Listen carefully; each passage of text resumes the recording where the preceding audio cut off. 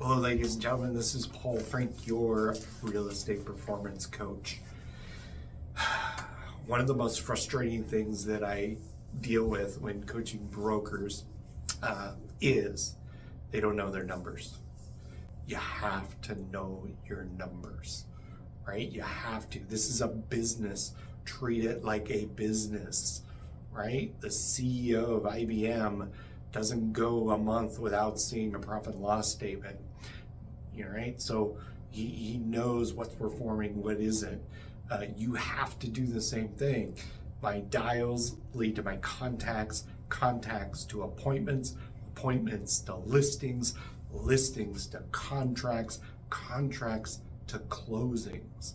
So really, I know how many dials I need to make to get a closing. Right? You should know your numbers. You should know what your return on investment on everything you're doing in real estate. If you're doing door knocks, how many doors do I knock on before I get my first listing?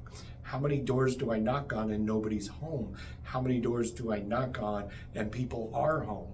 What time are people home the most? What's the most productive time to go door knocking?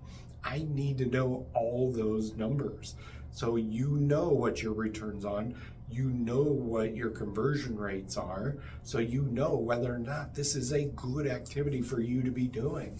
So know your numbers.